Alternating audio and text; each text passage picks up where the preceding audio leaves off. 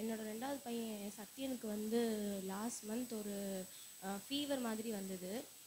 So டாக்டர்கிட்ட போனோம். அப்போ வந்து சாதாரண வைரல் ஃபீவர் தான், நீங்கள் டேப்லெட் கொடுங்கன்னு ஒரு 3 டேஸ் கொடுத்தாங்க. அப்போவும் சரியாகலை.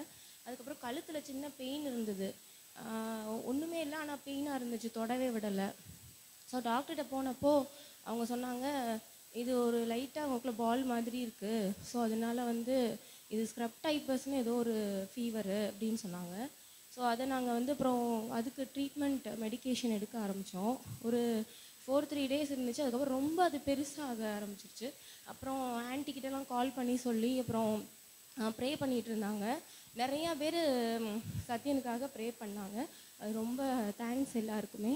அதே மாதிரி அது ரொம்ப பெருசாக அது அப்படியே ரொம்ப சீல் வைக்க ஆரம்பிச்சிருச்சு. அப்புறம் வந்து அதை சின்னமாக ஒரு ஆப்ரேட் பண்ணி எடுத்தோம். ஒரு 3 நாள் ஹாஸ்பிட்டலில் வந்து அட்மிட் பண்ணியிருந்தோம் சத்யனை. இது வந்து நிறையா சொன்னாங்க. இதை வந்து நிறையா அதுக்கு வந்து ட்ரீட்மெண்ட்லாம் எடுத்தாங்க. நிறையா அதுக்கு வந்து டெஸ்ட்டெல்லாம் எடுத்தாங்க. ஸோ எல்லாத்துலேருந்தும் ஆண்டவர் வந்து எங்களை தப்பு வச்சார். சத்யனுக்கு வந்து அது வந்து வேறு மாதிரி கட்டியா இல்லை நிறையா இது வந்து ட்ரீட்மெண்ட் பண்ணாங்க. அது எல்லாத்துலேருந்தும் ஆண்டவர் வந்து அவனை காப்பாற்றி அவன் பக்கத்துலேயே இருந்து பார்த்துக்கிட்டாரு. அதை வந்து எங்களால் உணர முடிஞ்சிச்சு நல்லாவே. ஹாஸ்பிட்டலில் 3 நாள் இருந்தப்போ கூட வந்து ரொம்ப கஷ்டப்பட்டோம். அந்த அந்த இதிலேருந்து ஆண்டவர் பக்கத்தில் இருந்து எங்களை பாதுகாத்தார். அதுக்காக ரொம்ப ரொம்ப நன்றி. தேங்க்ஸ்.